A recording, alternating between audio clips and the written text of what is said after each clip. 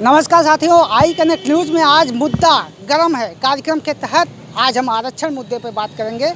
जो जातिगत आरक्षण चल रहा है और तमाम तरह के लोग जो है, जैसे मध्य प्रदेश में मोहन जी जो हैं आरक्षण पर 27% ओबीसी के लिए लागू किया। यूपी में इस तरह की व्यवस्था पर ओबीसी में 27% है, लेकिन कुछ तबका नाराज है। तो आरक्षण पर क्या कहेंगे, किस तरीके से सरकार काम कर रही है आरक्षण पर, और आपकी क्या सोच है? आरक्षण पर सरकार काम नहीं कर रही, आरक्षण को समाप्त करने की ओर ले जा रही है सरकार। आपको मैं बता दूं, माननीय प्रधानमंत्री जी सदन में बोल चुके हैं कि मैं आरक्षण के खिलाफ हूं। मैं आरक्षण के खिलाफ हूं, कहोगे तो मैं उनका निकाल दूंगा, दिखा दूंगा आपको। मगर ये सरकार हकीकत में आरक्षण विरोधी है। ये गत्ते गत्ते आरक्षण के साथ साथ उस जाति को भी पूरी तरह से समाप्त करने पर उतारू हो गई है। चाहे वो आदिवासी हो, चाहे वो बैकवर्ड हो, चाहे वो एससी हो, चाहे वो एसटी हो, सबको समाप्त करने के कगार पर ले जा रही है कि इनका समाप्त कर दो। इन लोगों को न रहेगी बाँस न बाजेगी बाँसुरी। ऐसा क्यों है? जातिगत आधार पर लोग पार्टियों में मंत्री बना रहे हैं। भाजपा में ही देख लीजिए आप, संजय निषाद यहाँ यूपी में निषाद समाज के बड़े मंत्री हैं और उन्होंने भी आरक्षण की मांग उठाई है। क्या कहेंगे?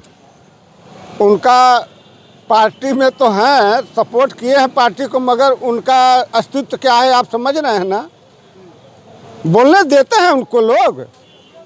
आरक्षण के विषय में बोल पाए एको बार आरक्षण का मुद्दा उठाए? कहा तो कि समाज से वो चुन कर गए। उस समाज को उन्होंने एससी में लाने के लिए कहा था।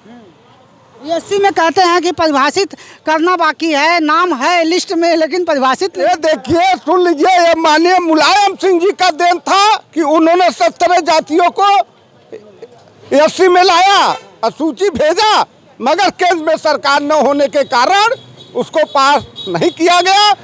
मैं पुनः बात कह रहा हूँ आपसे, 2027 में अगर समाजवादी पार्टी की सरकार आती है तो इस आरक्षण को पुरजोर तरीके से हम आदिवासी, गिरिवासी, अनुसूचित जनजाति के लोग उठाएंगे, इसका भी हल कराएंगे। मगर ये भाजपा में नहीं हो सकता है, मैं दावे कर सकता हूँ। कहना है संजय निषाद का 27% आरक्षण में हम लोगों को बंदरबाट किया, जबकि ये नहीं होना चाहिए, हमको अनुसूचित जाति में शामिल करना चाहिए। अब आपसे मैं बता दूं, पॉलिसी सरकार की 10% डब्ल्यूसी ब्राह्मणों के आरक्षण 10 मिनट में दिए। कै परसेंट है उनकी आबादी?